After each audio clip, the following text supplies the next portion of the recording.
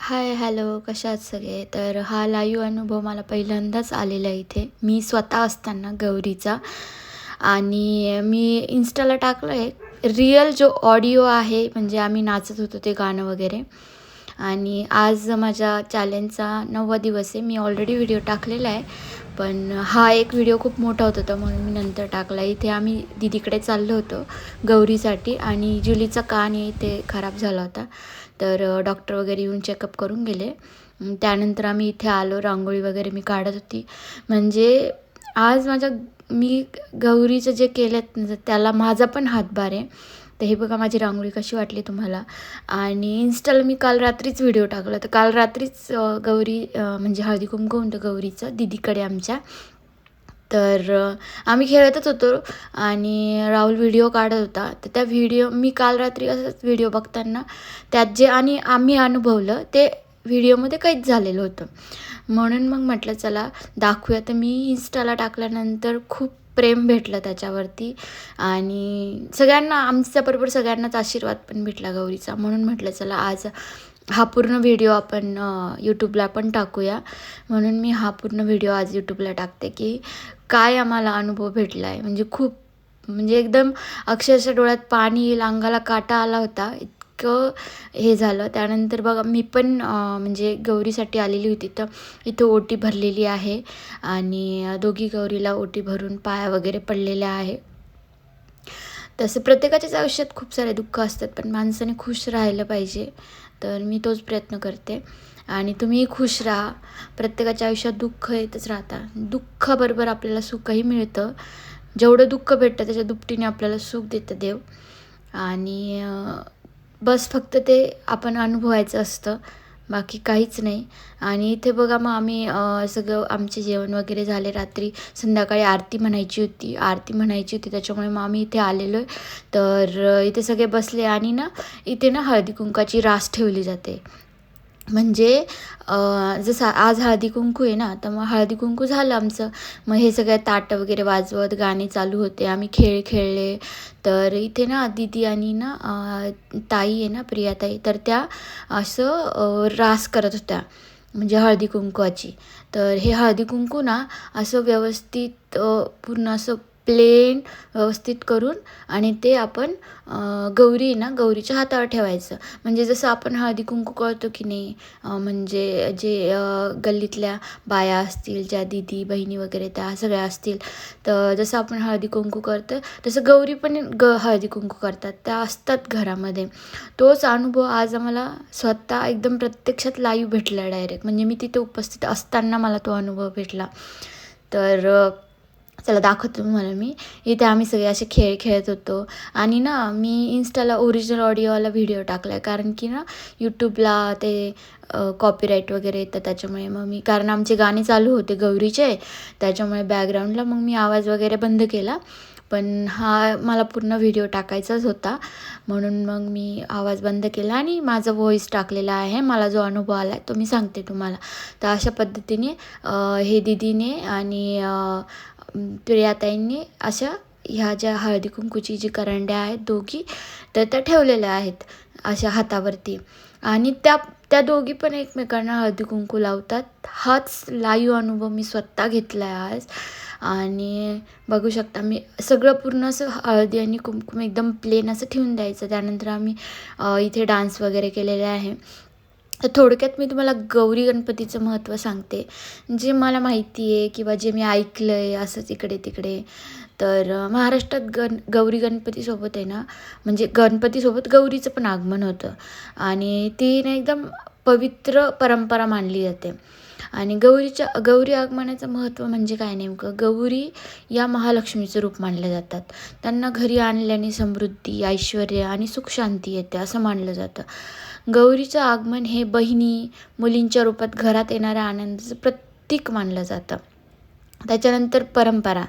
भाद्रपद शुद्ध षष्ठी सप्तमीला गौरीचं आगमन होतं. त्यांना म्हणजे त्यांना माहेरवाशी मानलं जातं. आणि त्यांच्या आगमनाला खास जेवणावळ आदरातिथ्य केलं जातं.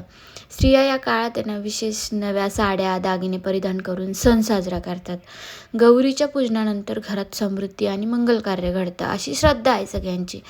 आणि गौरी गणपतीचं नातं म्हणजे गणपती हा गौरीचा मुलगा मानला जातो. त्यामुळे आई मुलाचे एकत्र पूजन ही भावना या उत्सवातून व्यक्त होते.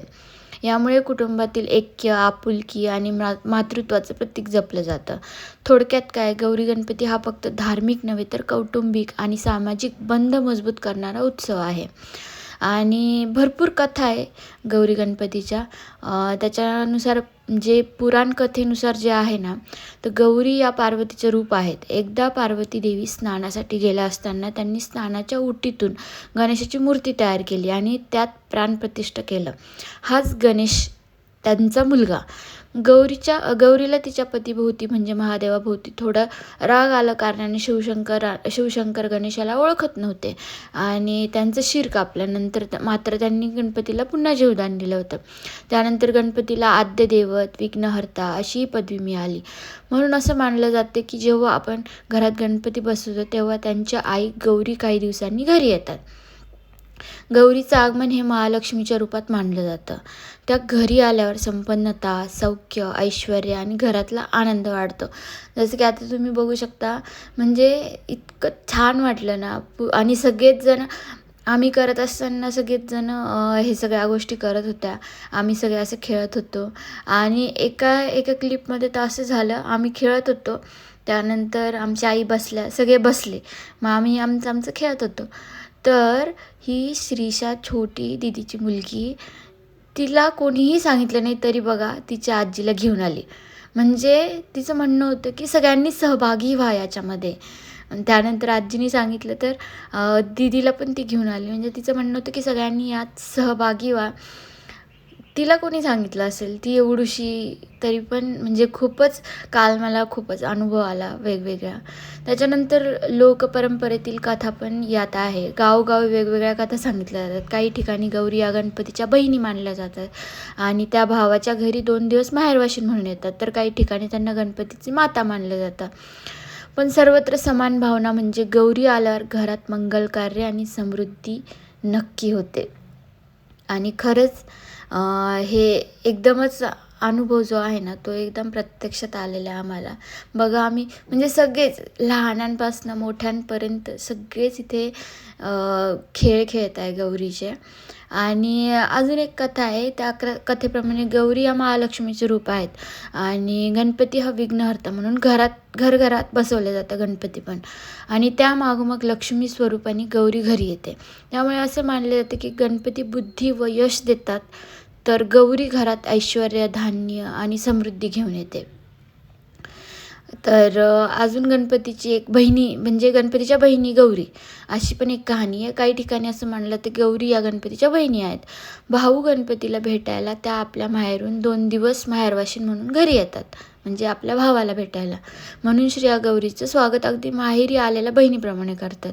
नवे कपडे, दागिने, जेवणावळ, स्नेहसंमेलन असं वातावरण सगळं असतं घरामध्ये. आणि अजून एक आहे पार्वतीच्या रूपातील गौरी. शिवपार्वतीची कथा देखील सांगितली जाते. पार्वती म्हणजे गौरी. जेव्हा गणपतीला विघ्नहर्ता पद मिळालं तेव्हा आई गौरीनेही आपल्या मुलासोबत लोककल्याणासाठी घराघरात जाण्याचं ठरवलं. म्हणून गणेशोत्सवात त्या घरोघरी पूजल्या जातात. अशी एक कहाणी आहे. त्याच्यानंतर शेतकरी परंपरेतील एक कथा आहे.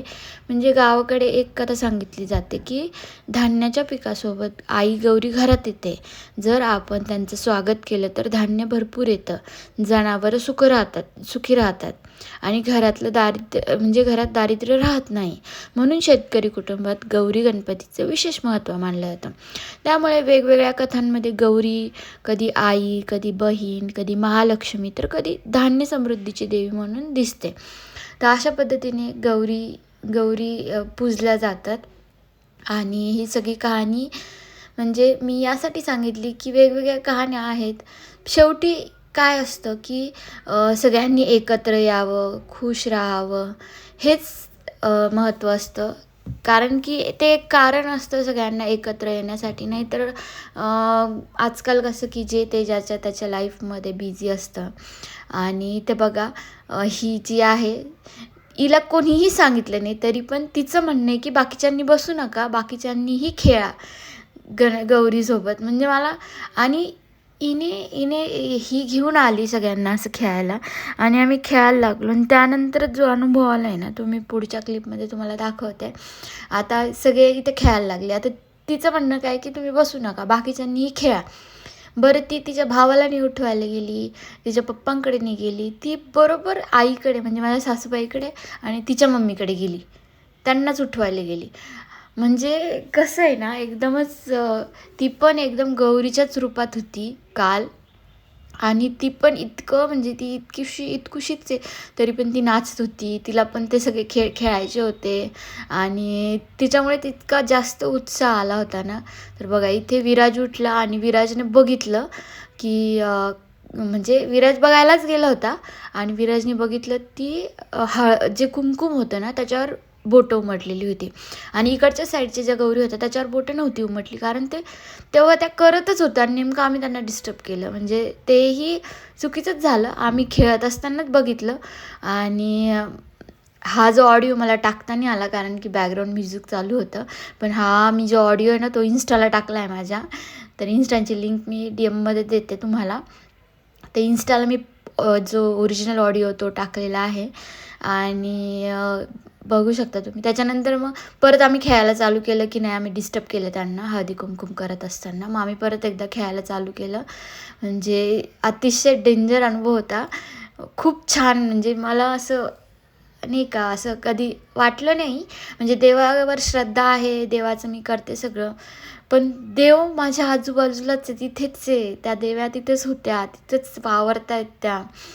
तो अनुभव खूप वेगळा होता आणि मला खूप छान वाटलं. म्हणजे माझ्या आयुष्यात जे पण दुःख आहे ना ते जास्त दिवस नाही राहणार, हेच मला वाटतं.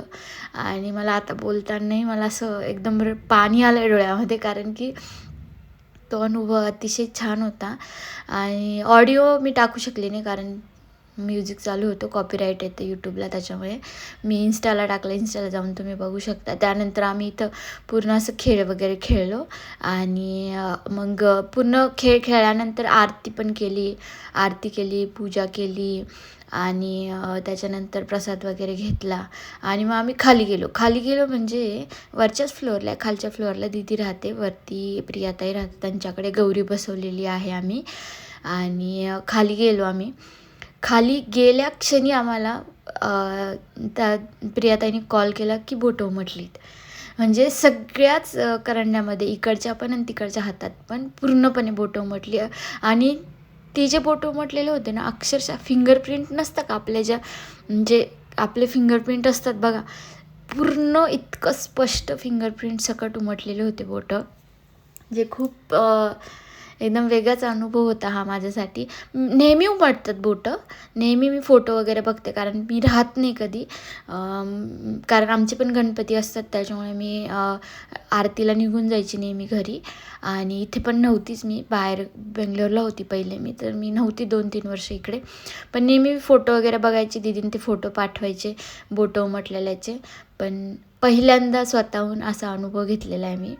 कारण की आज मी आमच्या घरची आरती करायला राहुल गेला होता आणि त्यानंतर मी इथेच होती आणि सगळ्यांनी मला सांगितलं की हे तुझं माहेर आहे, तुला इथे थांबावंच लागेल. त्याच्यामुळे मी तिथेच थांबली होती. रात्री आम्ही सगळी पूजा वगैरे केल्यानंतर घरी आलो, कारण गणपतीला एकटं नाही सोडू शकत. पण मग मी रात्रभर, म्हणजे ते खेळ वगैरे, आरती वगैरे, फर्स्ट टाईम मी तिथे थांबलेली आणि हा मला अनुभव आला. आणि व्हिडिओ काढण्याचं कारण असं की मी आता रोजच व्हिडिओ काढते, कारण की मला म्हणजे आहे वेळ, म्हणून मी व्हिडिओ आता आजकाल व्हिडिओ टाकायला लागली. तसं मला आवड आहे व्हिडिओ टाकण्याची, व्हिडिओ करण्याची. तुम्ही जर माझा व्हिडिओ कंटिन्यू बघत असाल तर मी चॅलेंज वगैरे पण घेतलेले आहे, कारण की घरी आहे, मशीन आहे सगळ्या, त्याच्यामुळे मी चॅलेंज वगैरे घेऊन पण त्या गोष्टी करते. तर हा व्हिडिओ असंच आम्ही खेळायचा व्हिडिओ काढला होता, जेणेकरून एक आठवण राहील.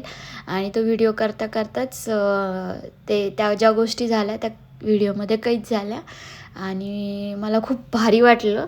आणि त्याच्यामुळे मी म्हटलं चला आज यूट्यूबला पण टाकूया. यूट्यूबला पण मी हा व्हिडिओ टाकते.